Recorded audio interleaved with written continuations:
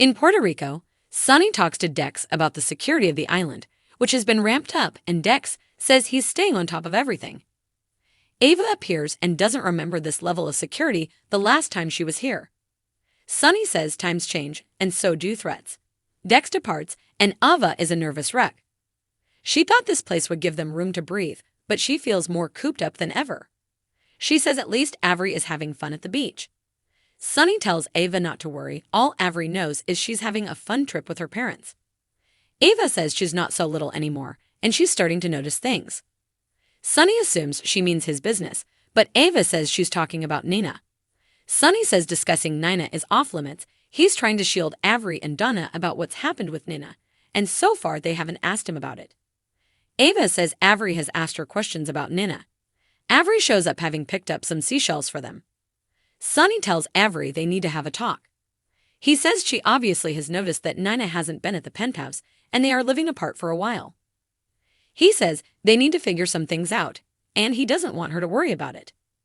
Avery admits she misses Nina and asks if she'll ever see her again. Sonny pauses, and Ava interjects and tells her that she'll see Nina again. Sonny sends Avery off to lunch. Sonny thanks Ava for telling her about Avery's confusion. Ava noticed Sonny didn't really answer Avery about Nina and asks if that's because he doesn't know himself. They are interrupted by a call from Laura, who reveals that Esme is in Paris. Laura is headed to Paris and will update them soon. Sonny warns Laura that having nothing left to lose makes Esme unpredictable. Meanwhile, Dex discovers one of the security guards down on the ground. He radios a man is down, and Sonny grabs Ava and they duck under a nearby table. Jordan and Anna arrive at Pentonville to question Brennan about the games he's playing. Jordan offers to do this on her own, but Anna wants to know what Brennan is up to. Brennan is brought out to meet them and tells Anna how lovely it is to see her again. He compliments Jordan on figuring out that he was the one who contacted her. Jordan asks about the information he claims to have. Brennan says he will give them the information they want for his freedom. Jordan doesn't have the power to give him immunity, but Brennan says Anna can call her ex-husband Scorpio to get immunity for him and all charges drop. Anna has a better offer. How about he gets to keep his life? Anna says he claims he can give them information on the person who shot Curtis, but they believe Sonny was the target. She says he can deal with them, or Sonny, who won't like to learn Brennan's withholding information. Brennan taunts her, saying how the mighty have fallen and that Kaiser Faison would be so disappointed in his protege. She calls him a son of a bitch. Jordan asks if Brennan wants to give them the information, or should she call Sonny. Brennan confesses that in 2019 the WSB acquired a batch of illegal guns, but they went missing before they arrived at the WSB headquarters. He says someone has been selling the weapons, and he had a lead on them, but then he was locked up before he could follow through. Find the seller and they'll find the gunman. Before he's taken back to his cell, Brennan says he looks forward to seeing Anna again soon.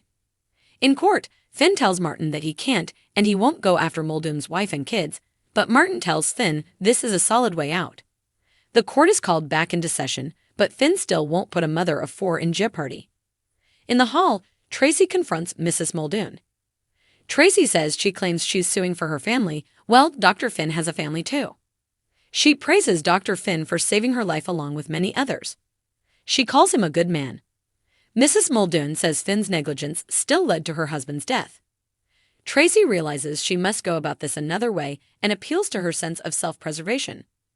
Back in court, Diane tells the judge that Martin Gray wants to call a new witness, and she wants a recess to learn about this witness. Martin explains that is not necessary as he's not calling the witness. Tracy sneaks back in, as does Mrs. Muldoon, and suddenly Diane announces that she has just been informed by her client that she is dropping the lawsuit. The judge demands Diane and Martin join him in his chambers, and Finn wonders what happened. Martin and Diane return, and the judge does too and says the lawsuit against Finn and GH has been dropped. Liz hugs Finn and says it's over. Martin explains Mrs. Muldoon had a change of heart, and they wonder why she dropped the lawsuit. Tracy says justice prevailed, and that's all that matters. Martin asks Diane why she dropped the lawsuit, and she says her client instructed her to. He is disappointed he didn't get a chance to best her in court. She laughs and, mocking his southern accent, says, "You will get that chance when hell freezes over." Tracy suggests they celebrate when Mrs. Muldoon approaches to speak to Finn. They talk in private, and she says she owes him an apology as she just found out her husband Dennis saw an oncologist before him, and she had no idea the lengths he went to take care of his family. Finn says desperate people do desperate things. He understands as a single father, and he didn't want to bring her and her family more pain regarding Muldoon's death. She thanks him and walks off. Meanwhile, Gregory confronts Tracy and says Mrs. Muldoon has a funding page to help cover the bills, and it seems just as she dropped the lawsuit, someone made a generous donation to it. Gregory speaks hypothetically, the DA may consider that a bribe. He also says hypothetically, he also would owe such a friend for what they did for his son. Tracy says hypothetically, she doubts that friend would collect. Elsewhere, Finn tells Liz that while he's relieved, winning this case could have helped that family. Liz tells him that he is such a good man for having compassion for that man's family despite Muldoon setting him up. Finn says this case made him realize he has people who he loves in his life, and even if he couldn't practice medicine anymore, he'd still have Violet, his friends and family, and her. As long as he has them, he'll be okay. At the hospital, Marshall meets with Curtis and Portia after his first session. Curtis plans to work hard to get back on his feet. Laura approaches them and has news. Esme isn't in Toronto. She's in Paris. Laura explains Esme led them on a wild goose chase, and Curtis fears Esme must be going after Spencer and Trina. Marshall says that Esme had to have known this would be found out. So what if this is another fake lead? Laura explains the PCPD has footage of her getting on a plane to Paris. Panicked, Portia says they have to warn Trina. Portia and Laura both call the kids. Laura gets through briefly to Spencer, who sounds fine, but Portia says she can't get through to Trina. Portia worries that Trina is in danger from Esme, and it all comes back to Spencer once again. Laura is so sorry about this, and Portia knows she's worried about Spencer too. Portia says they just have to find and stop Esme. Laura says she is headed to Paris on the ELQ jet, and Dant has already gone ahead. Curtis insists he comes with Laura. Laura says she'll make a call and walks off. Marshall asks Curtis if he's sure about this, as he's concerned about him running off to Paris. Curtis wants to be there for Trina, and Portia insists she's going too. Laura returns and learns Portia is coming as well and isn't surprised. Curtis promises they'll get to Trina and Spencer before Esme does. In Paris, Spencer surprises Trina with a private getaway cruise to see the French countryside before her classes start. The captain tells them that their luggage has arrived from the hotel, and they'll set sail soon. Trina thanks Spencer for everything he's shown her and is grateful for the love between them, and she tells Spencer he's such an incredible person. Spencer says before Trina all he could see was pain, and she opened his eyes to a whole new world. He says every day with her gets better, and he'll love her for the rest of his life. They share a kiss. Nearby, Esme watches and says they can't steal away from her that easily. She opens her backpack, and in it is a syringe and a roll of duct tape. Esme boards the boat as Spencer takes Trina to their stateroom. Spencer gets a call from his grandma, but the service cuts out on him. On the deck, a ship employee catches Esme, calls her a stowaway, and says she's going to have to come with him.